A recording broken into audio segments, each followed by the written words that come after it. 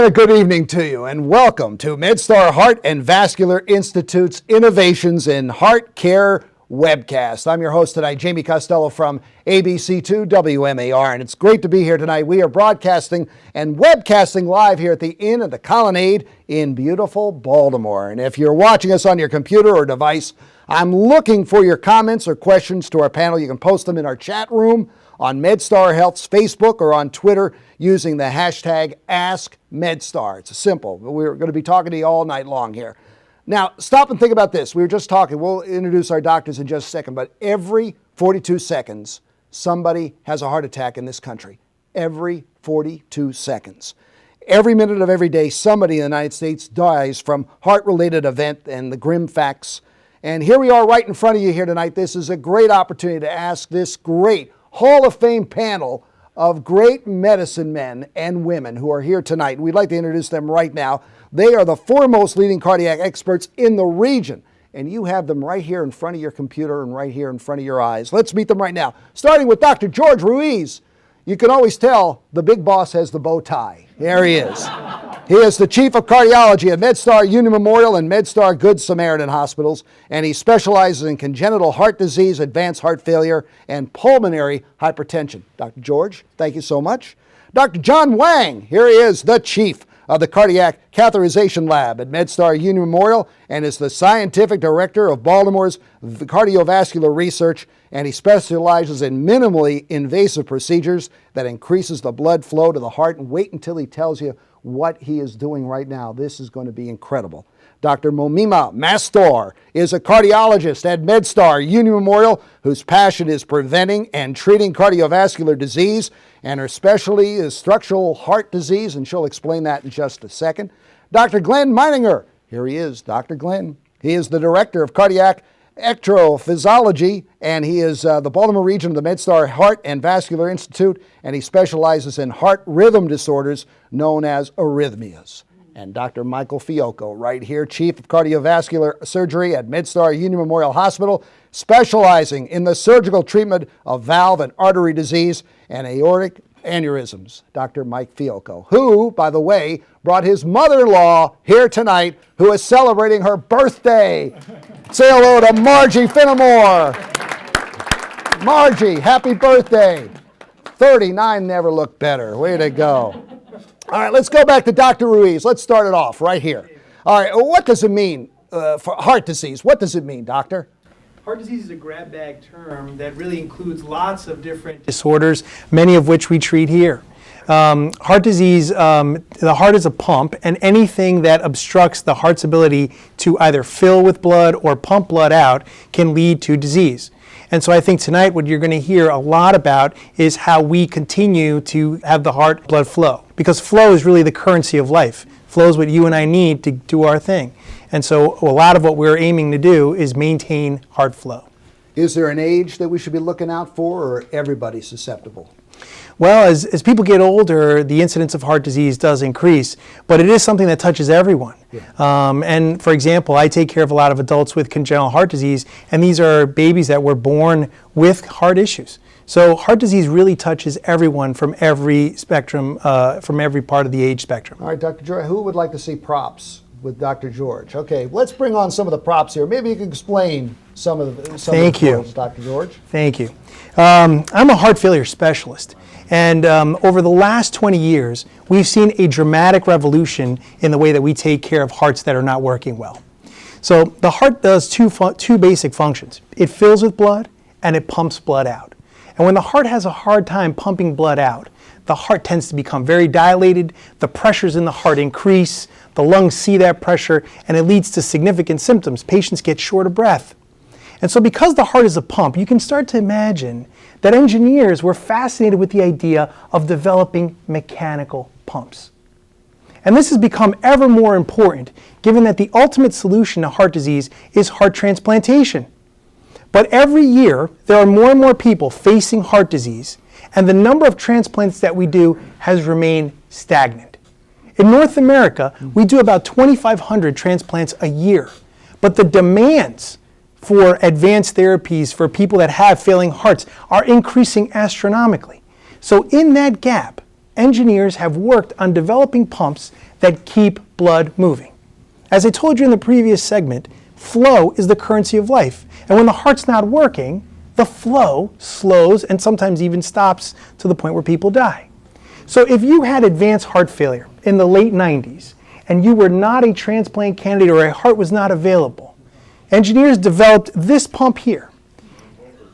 It's really large, right? It looks like a medieval device. But in the late 90s, this was the most advanced pump that they had to take care of patients with advanced heart failure. The inflow cannula, this part here, would be sewn inside the heart, and it would suck blood into this mechanism and then push it out through this tube through the aorta, restoring flow. So in the late 90s, they took this pump and they compared it to just patients that had advanced heart failure with medical therapy. And this pump beat it dramatically. At 1 year, people that got this pump implanted lived over 50% of the time. Whereas if you just got treated with medications, you only lived 20%. In the mid-2000s, the engineers said, you know what if we design a pump that is continuous? And they came up with this one. You can see how much smaller it is. And this pump continuously pumps blood through the circulation, restoring the circulation completely. And then more recently, the engineers have gone back to work to try to figure out how to create flow. And they've come up with this pump. This is the heart wear pump, and it's one of the smallest that we currently have, a miniaturized heart pump. So you can start to understand how we're really on the cusp of a revolution in terms of how we take care of hearts when they fail. So just like your analogy about shooting film, initially, manually, and now with an iPhone, shooting stories for the news, heart care has also evolved in a very dramatic way. The initial pumps were enormous, and this really limited our ability to use them in patients that were small frame patients. And so it really limited our ability to use this across a broad population. That pump also broke down a lot, and the engineers learned from that technology and then advanced it by creating these continuous flow pumps. At MedStar Union Memorial Hospital, we are now offering these pumps through our extended network with Washington Hospital Center to patients right in this Baltimore region. As the pumps have gotten smaller and more effective, we've been able to support patients for years. And with the middle pump I showed you, people have been supported for up to 10 years with that pump. This is dramatically changing the way we think about heart disease, and it's revolutionizing the way that we approach it. And when you say up to 10 years, what happens? Well, for many patients that get these pumps, we either think of them as a bridge to transplantation. In other words, you're an eligible patient for a transplant, but a heart is not readily available. And so the pump is implanted to support you until a heart becomes available. The heart with the pump is explanted, you get a new heart, and you keep going. For some patients that are not candidates for transplantation, we implant the pump and we call it destination therapy. Patients live with the pump as long as the pump and they are doing well.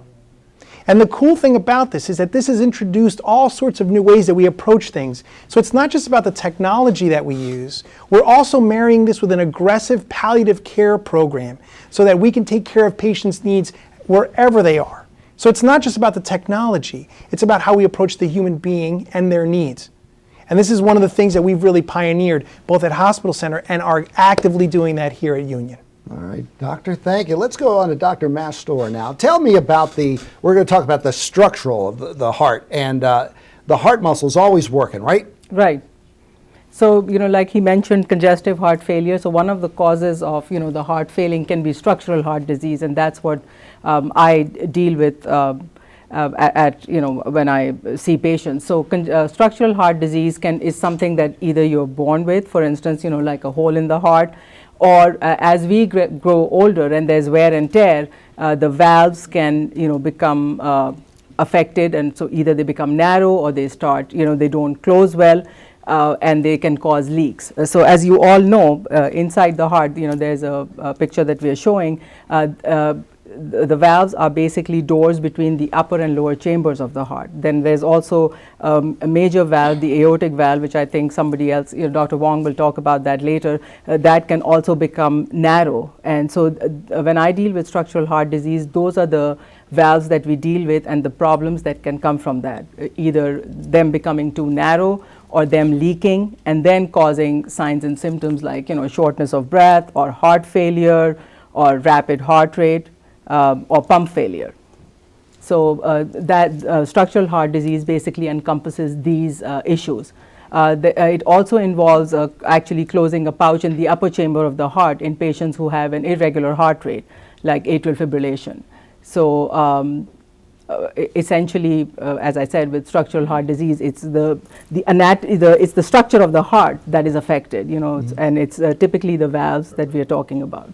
There are different causes which can, we all know that things like blood pressure or cholesterol problems, or because if you have a heart attack, that can also cause structural problems in the heart and then cause a leaky valve. So these are the things which eventually lead to problems like heart failure or the valves not functioning well, and can cause symptoms like shortness of breath and fluid buildup.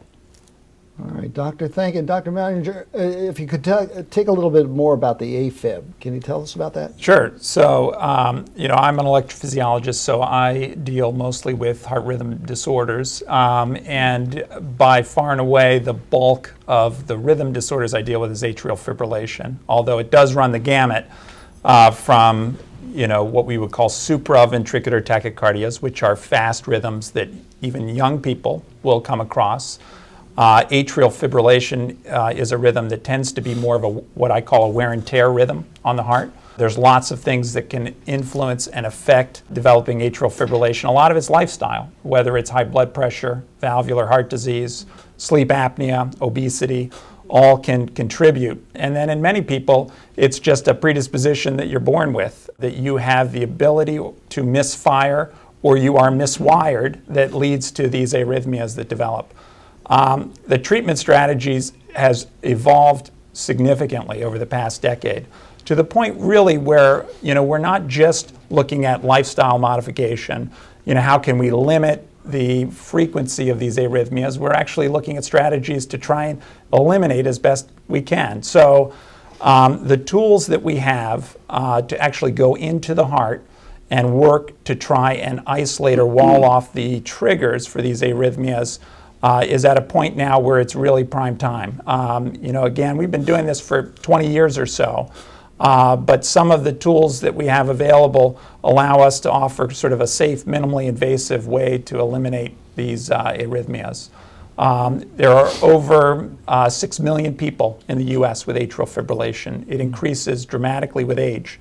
By the age of 50, about 1% have it. By the age of 80, about 20% have had episodes of atrial fibrillation. So again, a lot of it is really centering on some of the known triggers, but in many cases, once we've identified and worked through some of the lifestyle pieces, it's about looking at some of the other strategies that we have to manage it. That's interesting. I'll tell you what, Doctor, getting back to when you fall in love, your heart skips a beat. But when it doesn't, when in real life it skips a beat, we can tell, can't we? So about 2/3 of patients are aware of atrial fibrillation, but believe it or not, 1/3 are completely unaware. No kidding. And the downside is, for some people it ranges from just an annoying rhythm that's bothersome to others that it will over time lead to remodeling changes in the heart, damage to the heart. And so what our key is to try and find people early along that course so that we can potentially make changes either again in lifestyle with medications or with something like an ablation where we actually eliminate these triggers. I'm going to go all over the place here, but it stuck out with the sleep apnea. How many of you snore? Okay. All right, now gentlemen, how many of you snore? The sleep apnea worries the heck out of me, doctor. I mean, what happens when we're snoring like knocking the walls down? Right. It's like hypertension in that if you're not looking for it, you won't find it. It does lead to increased pressures on the heart, particularly the right side of the heart. So when you stop breathing, your oxygen levels drop. When your oxygen levels drop, your body physiologically tries to increase its flow by constricting the pulmonary vasculature, which leads to higher pressures in the right side of the heart. And, I will tell you, to a person, when I see people with atrial fibrillation, I ask them about their history of sleep apnea. And I often don't ask them, I ask their partner, whomever else comes into the room with them, because everybody denies it. Right. But you you absolutely have to screen everyone, because it is, if you're not looking for it, you won't find it. All right, Dr. Fiocco, hold on. We'll get to the best to last. Hold on. But Dr. Wang, tell me about the Watchman. Sure. So the Watchman device is actually an amazing device that was just FDA approved this past year. And what this device is, and Dr. Meininger was talking about the most common arrhythmia, which is atrial fibrillation that affects elderly Americans. That rhythm causes the top chambers of the heart not to beat well, and so they're actually fibrillating, and it looks like a little bag of worms. And there's an appendage, a little outpouching that we're all born with called the left atrial appendage. It doesn't serve any function. It was a part of our congenital development of the heart. That little outpouching, because there's not normal flow in patients with atrial fibrillation, that is a setup where blood clots develop. So why do patients have to be on blood thinners that have atrial fibrillation? Because the blood thinners prevent blood clots from forming in that appendage. There are many patients that can't tolerate blood thinners because they have bleeding problems. It's very difficult to control. They have to have blood transfusions. They may have fallen and hit their head and had bleeding in their head before. So those patients we don't want to actually put on long-term anticoagulation, medications like Coumadin that you may have heard of. So the Watchman device is a device that we implant with Dr. Mastor's help with the imaging, looking at the heart with an echocardiogram called transesophageal echo. We performed this in the cath lab, and under an hour, we can actually implant this device that looks like a mushroom that seals off that appendage. And by doing so, we've reduced the source of blood clots in atrial fibrillation that can cause a stroke in 95% of the time. 95% of the strokes in patients with atrial fibrillation come from this appendage, and we're able to seal that off with this device.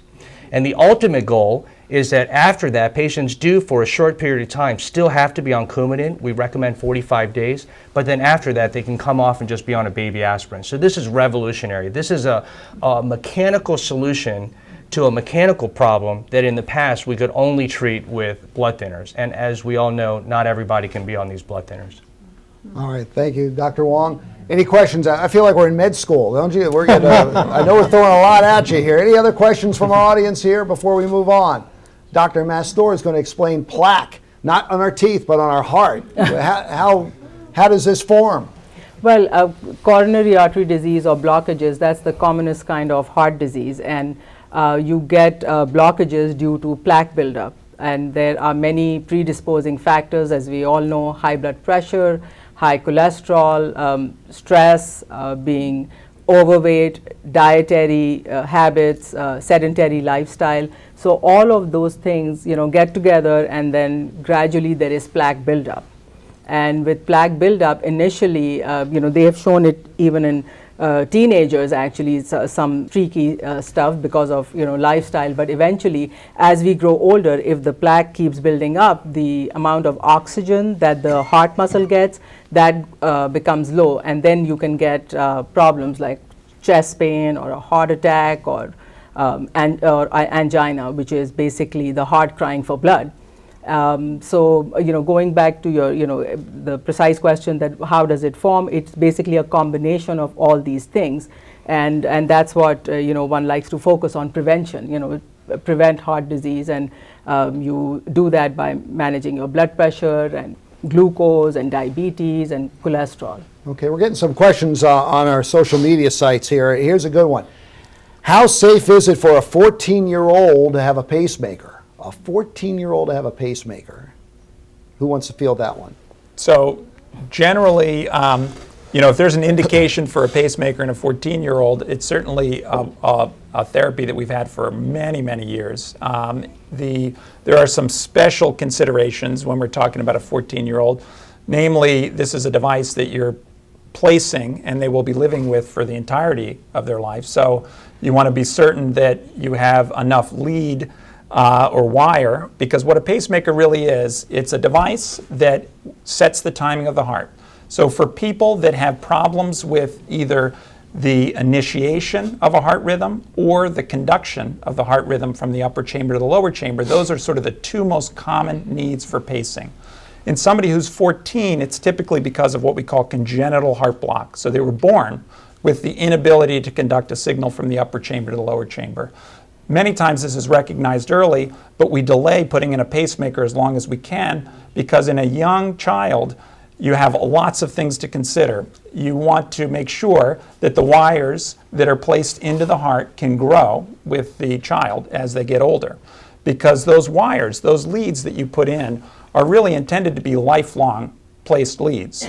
The battery or the CAN, the generator of the device, that's really the computer of the pacemaker, is something as of now that we replace periodically. So we replace that every 10 to 14 years, and so that is something that you also need to think about in a young patient, is that you're likely to have 6 different battery changes over the course of their lifetime. So certainly there are definite indications or needs in a young adult to get a pacemaker, often most commonly from congenital heart block. Pacemakers can make a significant symptomatic improvement in that particular patient. I would say the most common causes, though, we see for pacing is with what we call sick sinus syndrome, or natural slowing of the heart rate that occurs with aging. All right, they've said some great things, but here comes the greatest thing you're going to hear tonight. Dr. Wong, tell us about the stents. So thanks, Jamie. You know, coronary artery disease, I just want to remind the audience that heart disease is the #1 killer of Americans. And let's not forget that. Everyone thinks it may be cancer, but that's the #3 killer. #1 is heart disease. And when we talk about heart disease, we're specifically talking about coronary artery disease, or blockages, like Dr. Mastor said, the plaque that builds up in these blood vessels. When they get to a point that it is so tight the blood flow can't get through the coronary arteries, which are the blood vessels that feed the heart, you get angina or chest pain. If it gets 100% blocked, you have a heart attack, and that's what a heart attack is. So we've developed ways to open that with stent procedures, and some of you may have them or know family members that have had heart catheterizations. And these procedures traditionally were done through the femoral artery, which is an artery in the leg. And those procedures were very safe, but under 1% of the time, patients did have vascular complications. And those vascular complications can be very severe and even life-threatening. So in 2010 at MedStar Union Memorial Hospital, we started our transradial catheterization program, where the procedure is actually done from the radial artery through the wrist. This is much safer for patients. It's much faster. When we're done the procedure, we put on a little wristband called a TR band, or transradial band, and it's a small little comfortable wristband like a Watchman, and there's no more sandbags or holding pressure on the artery to try and get it to stop. The vascular complication rate with transradial procedures is 0. Not 0.1%, it's 0. And that's because the vessel is so superficial and easy to control. So even the most complex of procedures we can do through the radial approach. And Jamie was alluding to the fact that we fix these blockages with stents, and we can do all of these stent procedures through the radial artery. Up until recently, as a matter of fact, up until July 5th of this summer, the stents were all made of some sort of metal, and they're permanent. And when we put these stents in, they act as a scaffold, keeping the blood vessel open and restoring natural blood flow down the blood vessel. This summer, in July, the FDA approved the first bioabsorbable stent. And this stent is made of a high-grade plastic or polymer. And it actually is delivered exactly like a metallic stent. It's expanded, and after approximately 90 days, believe it or not, the body does not need to have the stent there anymore. It just happened to be we didn't have a way of getting rid of the stent in the past. But this stent, over 2 to 3 years, gets completely absorbed by the body. And when you're done, you're left with a normal vessel, as if there was no blockage there before, and it maintains its normal function. So we were the first in the state of Maryland to implant this, and that was actually on August the 4th. And we were in the original trials in our clinical research program that allowed us to participate in this. So our patients that come to MedStar Union Memorial have had access to this technology actually since 2012 as part of a clinical trial. So it's remarkable that now we're actually able to implant this commercially. That is incredible, is that? Huh? Is that incredible? Thank you, doctor. And that leads us to Dr. Fiocco. You still have a voice, right? Yes, sir. I'm ready. I'm ready. Well, here you go. This is the man that's going to be, he'll be operating on you. What leads us to you? when we're on the table and you're on top of us? Well, that doesn't sound right, does it? Sounds bad. So the most of what we do is valvular surgery and coronary artery bypass surgery. So if you have a valve that's leaking or a valve that is stenotic or narrowed, we replace or repair your valve. If you have blocked coronary arteries, then we do bypass or make detours around the blockages. I tell my patients, they want to know, well, are you getting rid of the blockage? Are you removing the blockage? And I try to just simplistically say, a tree has fallen in the road. We are not removing that tree. We're just building a new road around it. So that's what bypass surgery is. Coronary artery bypass surgery is the most studied operation ever. And it's only been in existence since about the early 1970s of any number of cases. But we continue to study it and study it. And the reason that we study it so frequently and keep looking at it as a way to help patients is because of what Dr. Wong is talking about. As the stents improve and the stent technology gets better and better, well, then the coronary artery bypass has to get better and better as well. So at this point, I think if I can speak for everybody on this panel, I think we do a really good job of being honest with each other and doing what is best for the patient. So the people with the most complex coronary disease, the most severe blockages, are the patients who are going to get the most benefit from bypass surgery. People who are sort of middle of the road in the complexity of their disease but are diabetic may also benefit in the long term as far as survival is concerned with bypass surgery. But we're also honest enough to be able to say, even though your disease is complex and you are best served with bypass surgery based on your anatomy, maybe the best thing for you is to have a couple stents because you have so many other issues that you're not going to do well with surgery. So that's really our job. The cutting and the sewing and the stent placement, we all are really good at that. It's the decision making, and we more and more do that by putting our heads together rather than one person deciding or another person deciding. And if I can make two other comments. Dr. Ruiz showed you all these fancy pumps, and again, technically, that is not, believe it or not, a difficult operation to insert one of those pumps. I could probably walk 50% of the people in this room through it. The challenge is the decision making. Who gets it? When do you take it out? How do you take care of that patient once the pump is in? There's a certain psychological management that you have to have. There's medical management that you have to have. So it takes a whole team of people to really do the decision making on these people who have these pumps. And also, believe it or not, that smallest pump that he showed you, with all our technology and all of the brilliance of the engineers, that is based on technology from thousands of years ago that Archimedes used a screw to pull water out of the ground and get it to the surface just by a screw turning. That's what that latest technology is based on.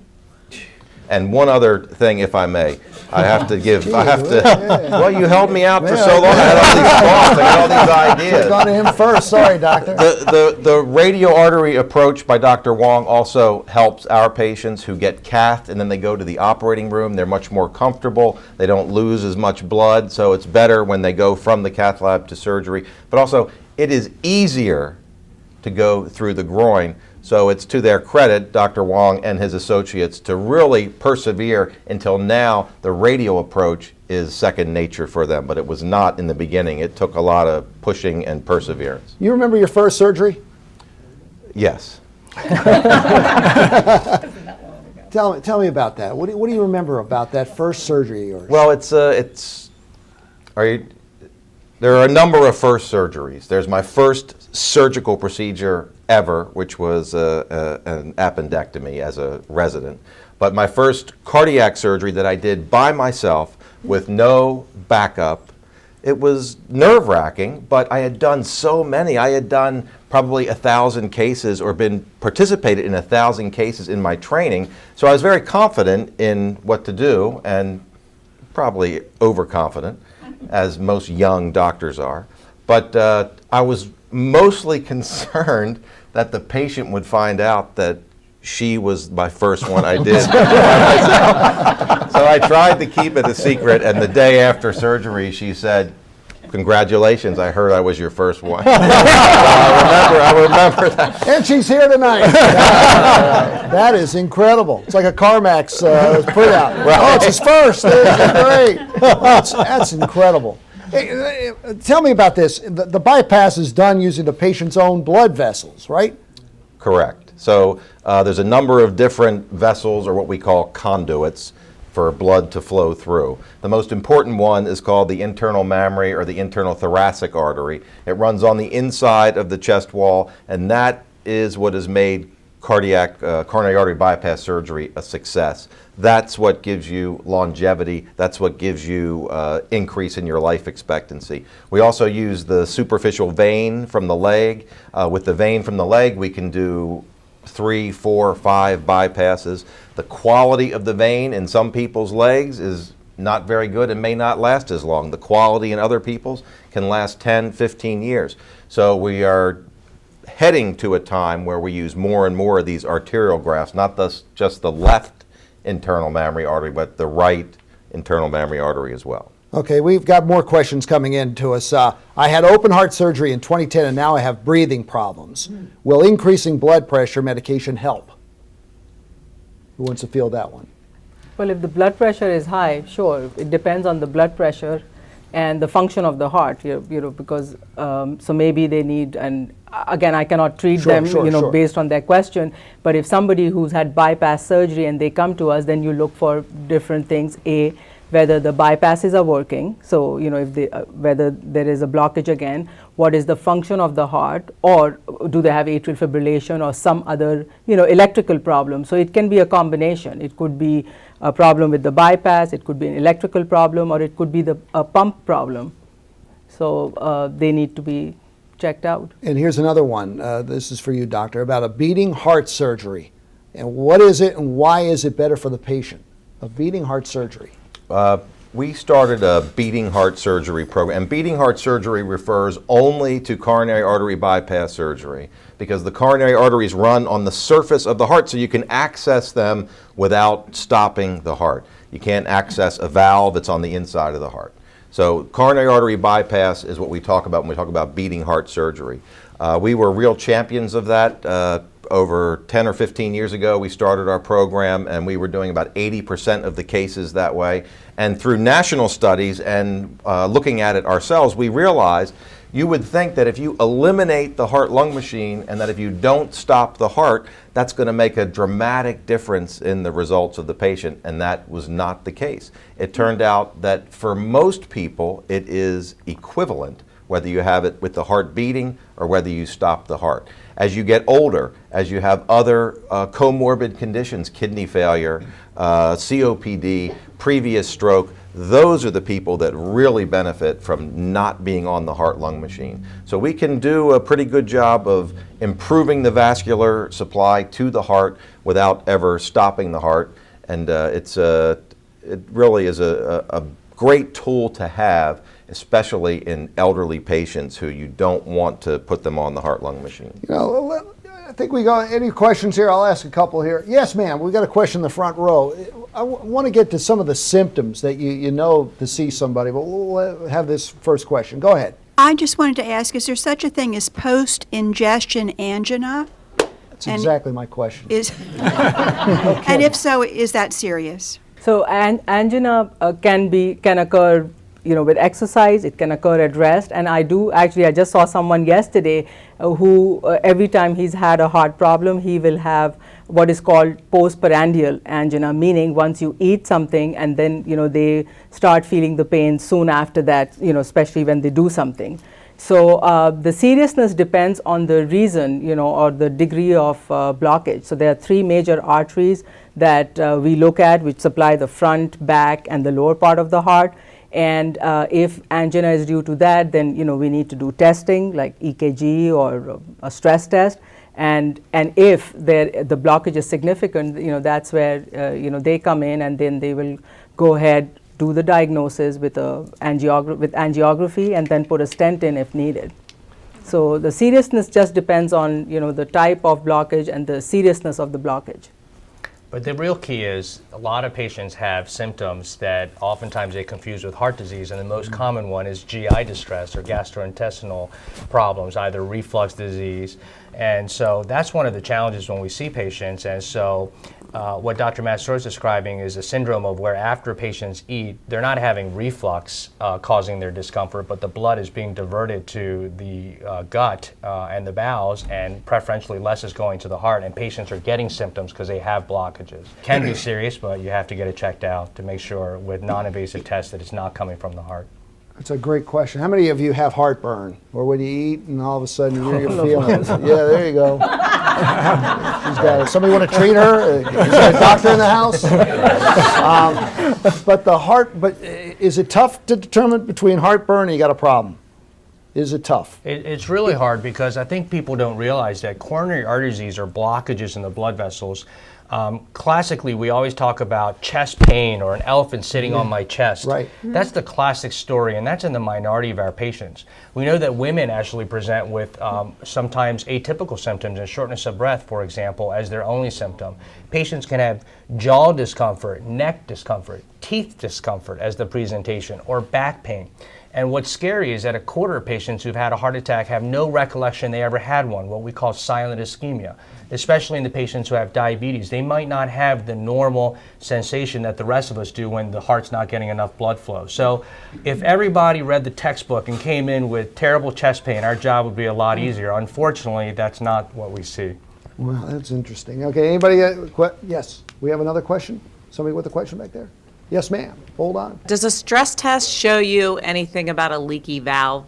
Traditionally, a stress test is done and there are multiple different kinds of stress tests, but a stress test is done really to look to see if patients have blockages in their blood vessels, coronary artery disease. That's the most common reason for a stress test. Stress tests can also be done as an objective measure to see what someone is able to do. So oftentimes we have elderly patients that have heart valve disease, and one of the most common valve diseases is aortic stenosis, when the heart valve, instead of opening like this and allowing blood to get to the rest of the body, is restricted and only opens a slight bit. When those patients have what's called severe aortic stenosis, we have to wait till they have symptoms in order to treat them. But many patients decrease their level of activity so they don't develop symptoms because no one likes to have symptoms. So a stress test can be very useful as an objective measure when we put them on this treadmill and see that perhaps they can only go for a minute or two before they develop severe symptoms. So there are many different reasons for a stress test, but by far the most common reason is to determine if somebody has significant blockages in the blood vessels. The one other point I'll make is that this may have happened to some of you in the audience or people watching or family members. Stress tests are not perfect. They're not perfectly accurate. They're wrong about 15% of the time. So you can have a stress test that says you have a severe blockage and come and get a heart catheterization through your wrist, and I can tell you have no blockages. Or vice versa. You can have a stress test that says everything's okay, you keep having symptoms, finally you come to the cath lab and we look and you have terrible blockages. Again, the stress test is not perfect, but it's the best test we have that's non-invasive to give us a little glimpse, like a window into what's going on. All right, most patients spend a lot of time trying to fool themselves that they're okay. And so when they get to your office, they're going to try to fool you. And I can't tell you how many patients, when I say, do you have chest pain? And they say no.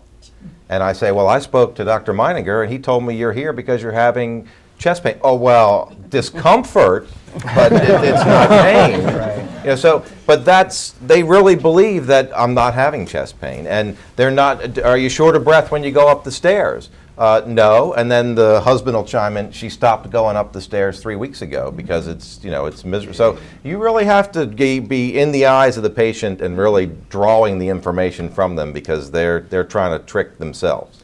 To piggyback on that, so you understand a stress test really it's all about supply and demand.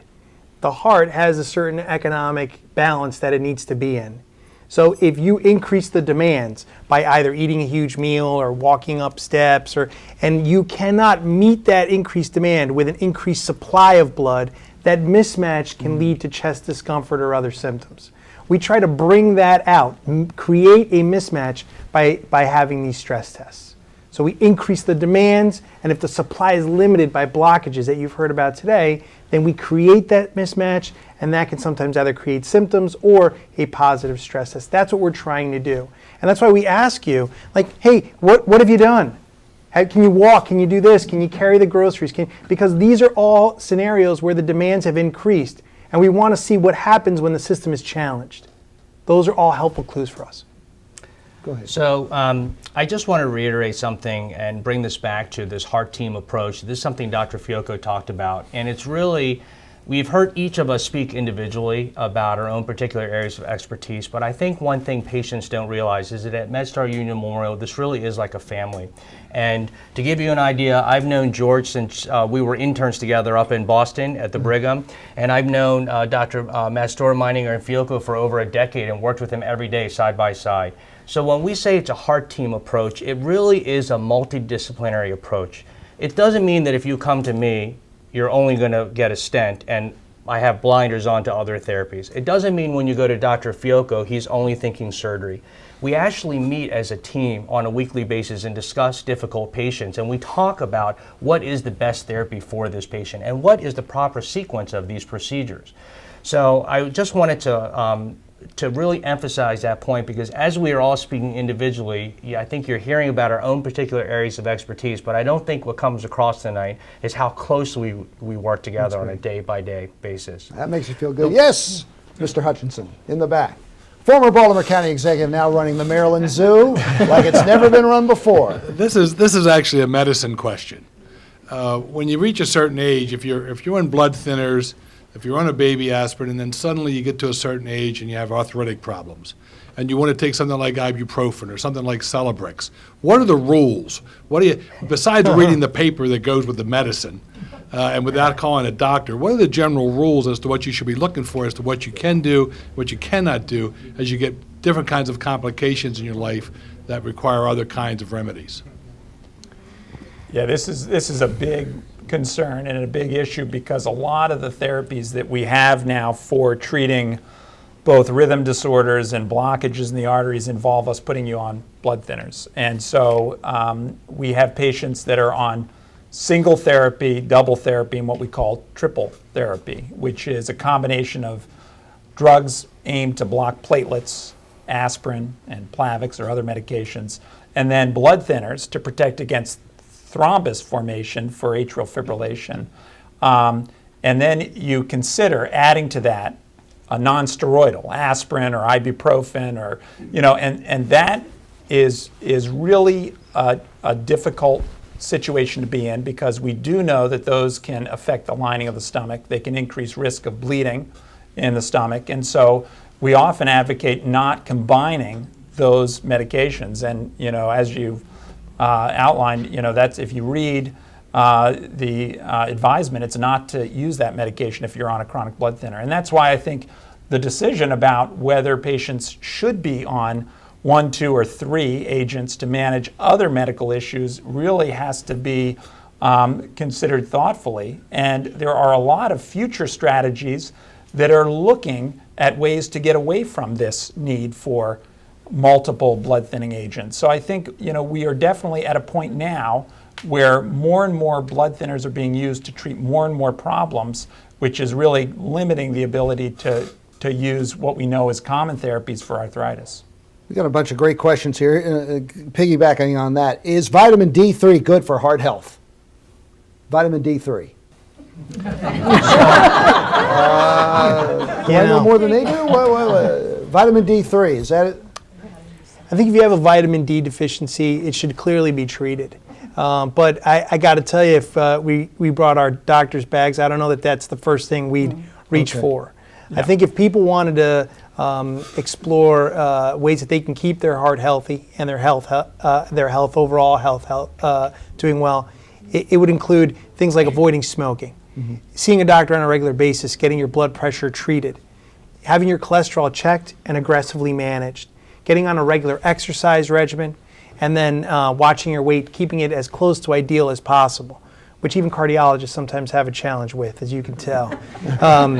But I think those would be much more effective, I think, than making a blanket statement about vitamin D or any of its brothers or sisters. Okay, here's another one. I have dizziness and weakness going on for a year. It's very incapacitating. Not as bad when I lay down. I do have high blood pressure. Can you steer me in the right direction? Towards the clinic. Yeah, go see a doctor. There's a lot of work up there in that particular complaint, dizziness and history of high blood pressure, but I think definitely need to be evaluated. Right. How does menopause affect my risk for heart disease, and when's a good time to see a cardiologist? Well, this is an interesting question. This is one of the situations in medicine, bringing up hormone replacement therapy, where our intuition or common sense, what we thought was the right thing to do, was actually not the right thing to do. So we thought for many years that when women underwent menopause, that by replacing their hormones, because they felt better with a lot of their symptoms, this would actually also be helpful in terms of preventing heart disease. Why do we think that? We thought that because women develop heart disease because of their natural estrogen 10 years later, typically, than men do. So it makes common sense, right? When they go through menopause, replace the hormones. Maybe we could also keep that protection going. And we did a large clinical trial called the HER study, and this actually showed that that was exactly the wrong thing to do. Again, our intuition, common sense failed us, and it took a large clinical trial to figure that out. And so now we replace patients' hormones that go through menopause mainly for symptom relief. And we know that we have to do that cautiously because that could actually increase their risk for heart disease. So this is really a nice segue into one of my passions, and one of my responsibilities is that I run the clinical research program for the Baltimore North area as part of MedStar. So we have been involved in research since I came to MedStar Union Memorial in 2006, and patients don't realize that we are one of the largest clinical trial programs in the state. So all the stent technologies that are being used today, we were in every pivotal trial that led to their approval in the United States.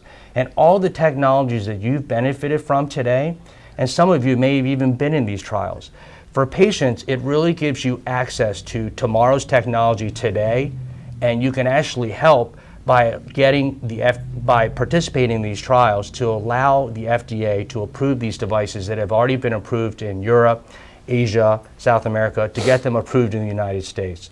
So this is an exciting aspect, I think, of MedStar Union Memorial patients aren't aware of, which is our robust clinical trial program. So when you're actually seeing a patient in the office, in the clinic, like Dr. Mastor, or seeing Dr. Ruiz in a heart failure clinic, or Dr. Fiocco in cardiac surgery, myself, Dr. Meininger in the EP lab, ask and say, are there any clinical trials that you think I could benefit from?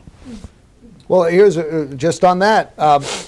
Somebody just wrote in, I have 2 stents, 65% blocked. Why can't they be replaced, and can they be replaced with the stents that absorb? Typically, we don't just base whether or not it's time to put another stent in based on a number. So 65% to you may be 70 to someone else and maybe 60 to someone else. So there are objective ways to measure this. We heard in the back someone talked about a stress test.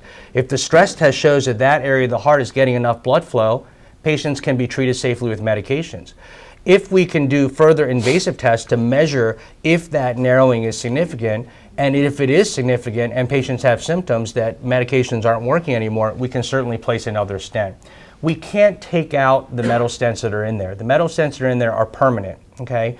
And they're tiny. They're 68 to 70 microns thick, barely visible by the naked eye. And so when it comes time to replace it, we just place another one inside of it and push the old one to the outside. It hasn't, Jamie, to answer your question, can we put these absorbable stents inside because they disappear in 2 to 3 years?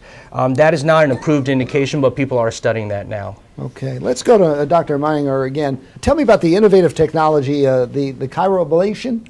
Cryoablation. Yeah, tell me about that. So it's, as far as atrial fibrillation goes, we talked a little bit about that it's an age-related rhythm, but it is also a rhythm now in which we have new modalities to treat. The cornerstone was really medications to limit episodes of palpitations or irregular heart rhythm. But what has developed really over the last decade is a therapy in which we go into the heart and we will actually try and wall off the triggers for atrial fibrillation using a technology called a cryoballoon. It's a balloon catheter that we pass through the leg, through the septum of the heart, enter the left atrium, which is where the predominance of these rhythms originate. And we will actually wedge this balloon in the pulmonary vein. And that pulmonary vein is where these triggers originating can be isolated. By creating a ring lesion, we can create a very durable wall to prevent these triggers from getting from these veins out into the rest of the atrium and setting off atrial fibrillation.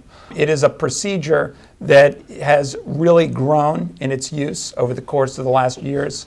And I will say it's tripled our volume in terms of doing more a-fib ablation because it is a safer, faster procedure. So it's one that really is opening its ways into patients that we weren't doing it previously. I think with a lot of, Dr. Wong has been talking, and Dr. Ruiz about the miniaturization of technology, and that's really become in play in arrhythmia management, because by working through these thin catheters and using technology that you place, you do your procedure, and you remove, you really sort of, I think, set the stage for the next era in terms of treating these abnormal rhythms. And I think that is a nice example of the miniaturization of these technologies. And then one more that we would really be remiss not to mention that all of us touch is replacing heart valves, and specifically the aortic valve. And I know there are a couple people here in the audience that have had this procedure done. And this is a remarkable procedure. In the past, when patients have had aortic stenosis, which is a heavily calcified valve, this could only be replaced with major open heart surgery that Dr. Fiocco would perform. And in 2012, the FDA actually approved a valve that is implanted from a artery in the leg, and it's actually mounted on a stent. And what happens is we expand the stent in the old valve, push the old valve to the outside, and once we deflate the balloon, the new valve starts working immediately. So we were the first, again, in the state of Maryland in February 2012 to implant the first commercially available Edwards valve in a patient. And all of us here in this team approach touch these patients. Dr. Ruiz deals with them with their heart failure. Dr. Mastora is our imager that does the transesophageal echo and follows them in the structural heart clinic. Dr. Fiocco and I are hand in hand working side by side placing these. And Dr. Meininger helps us with all their potential rhythm issues and the need for pacemakers in about 10% of the patients afterwards. So again, outlining really the multidisciplinary approach. So when we first put these in, to give you an idea of how quickly it's going, we could only put them in the sickest of patients, the inoperable or extreme risk patients. Since then, the FDA has approved them in high-risk patients, intermediate risk patients, and we're in a clinical trial studying them in low-risk, standard-risk patients. So we believe that in 5 years, the vast majority of all aortic valve surgery will be done this way.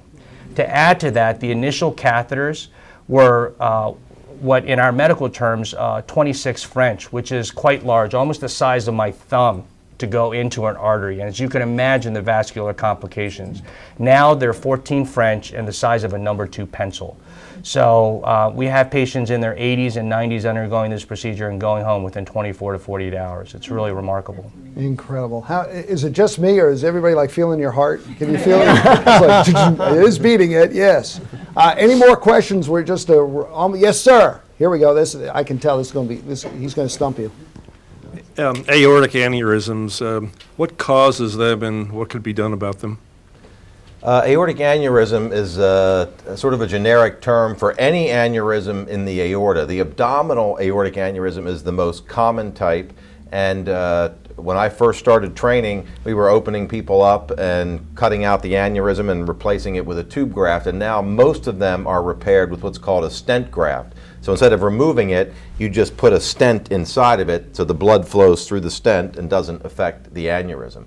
As you get further up in that aorta, when you get into the chest, those also are now being treated with what they call a stent graft inside the aneurysm, and the blood will flow through the stent and the aneurysm just clots off around it.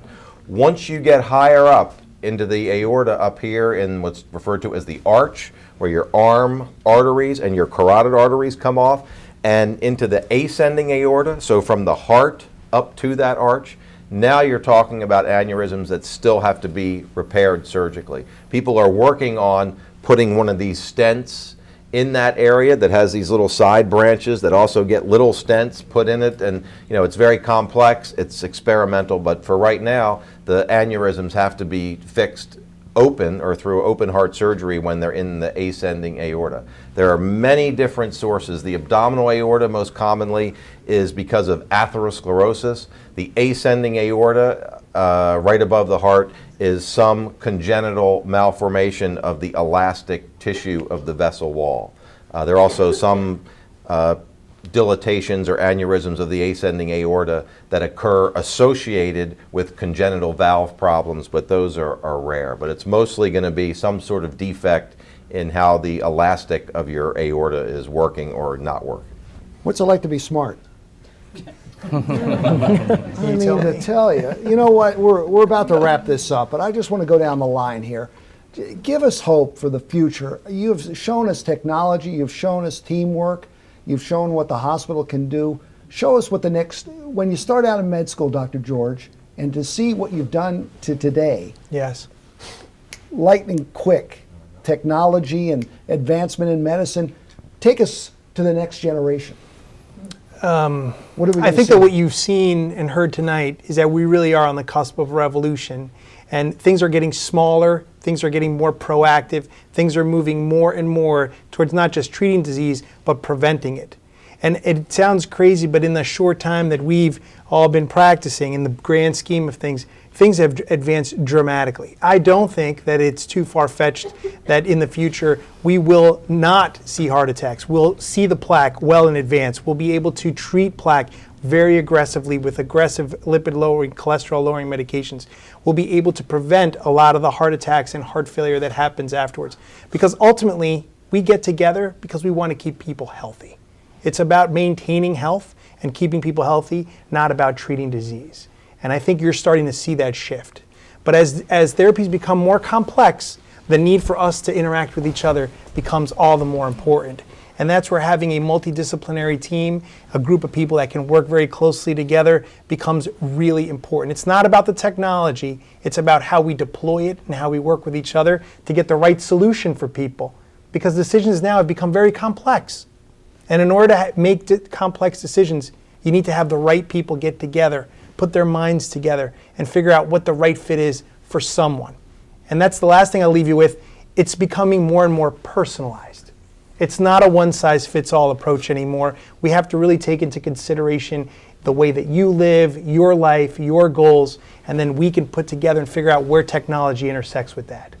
Well, you doctors are incredible. Thank you for sharing, and thank you for letting us take a little peek into our heart. Yeah, that was great tonight.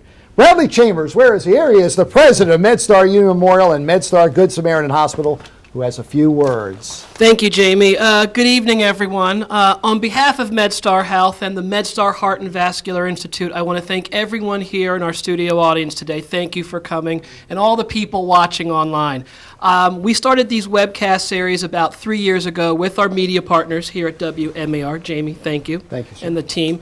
And really, it's about bringing education and awareness to the consumer. And I think we did an excellent job tonight with this distinguished panel of physicians. I hope that if you have additional questions, please come up after the webcast. You can always go online to our website and dial in for questions. And on behalf of MedStar Health, thank you for coming out tonight and have a pleasant evening. Thank you.